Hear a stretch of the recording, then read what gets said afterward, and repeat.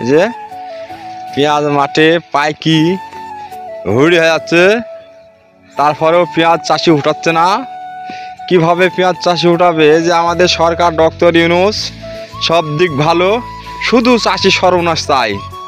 চাষি সর্বনাশ না চালে কি এভাবে কি পেঁয়াজ বাইরে থেকে আমদানি করে কি এখন চাষির বুকে লাথি মারে? হ্যাঁ, বড় বড় রাজনৈতিক দল রে বলছি, বিভিন্ন দলের নেতাদের বলছি যে চাষিক বাঁচান, দেশ বাঁচান। আপনার নিজের ক্ষমতালি ব্যস্ত হয়ে থাকলে হবে না যে আমি ক্ষমতা যাব বলবো, আমি ক্ষমতা যাবো, তা না। দেশের কি হচ্ছে আপনারা এইগুলা দেখেন। এই যে বিভিন্ন দেশের পেঁয়াজ আমদানি করছেন আপনারা, পেঁয়াজ চাষি ভাইয়ের মাথায় হাত।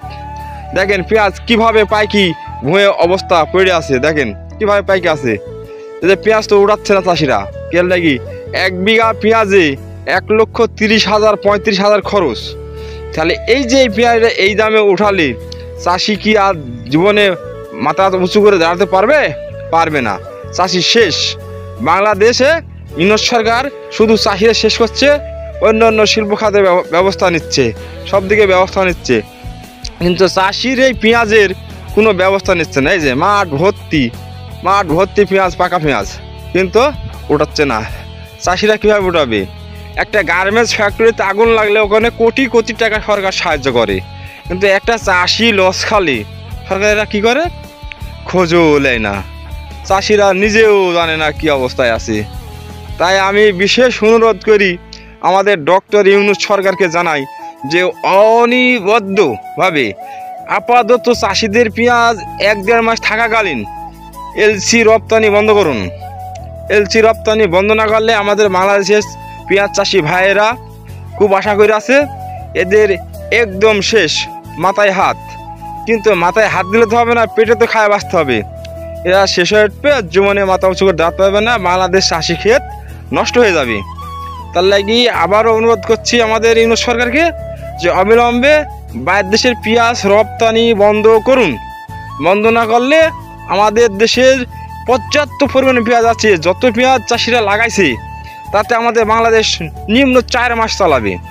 4 মাসে দেশের পেঁয়াজ বাইরে করে না আসলে ঘাটতি দেখা দিবে না। তাই আমি বলছি আপনার সরকারের কাছে অনুরোধ জানাই যে আপনারা দ্রুত অ্যাকশন নিন, নাতে বাংলাদেশ চাষি খাত শেষ। আর বিভিন্ন রাজনীতিক নেতাদেরও বলছি আপনারা যাই করেন চাষি হাতে রাখেন, চাষি ভালো রাখবেন। আপনারা সরকার যেই ক্ষমতায় যান তাকেই ভালোবাসবে। হ্যাঁ চাচ্ছে, হ্যাঁ এক সরকার চলে গেছে আর এক সরকার আসি, আবার যদি চাষিরা এরকমভাবে নির্যাতিত হয় তাহলে তো কৃষিখাত টিকবে না। তাহলে কৃষি ভাইদের সবার একই কথা যে আমাদের বাঁচান, দেশ বাঁচান। শুধু রাজনীতি নিয়ে ব্যস্ত থাকলে হবে না। চাষি ভাইরা যে দেশের একজন প্রধান মূল, তাদেরও ভাত হবে। তাই সবাক জানাই, দেশবাসীকে জানাই যে আপনারা সবাই একই কথা বলে স্লোগান দিয়ে উঠুন যে চাষি বাঁচাও, দেশ গড়ো, নতুন জীবন সংসার আনো।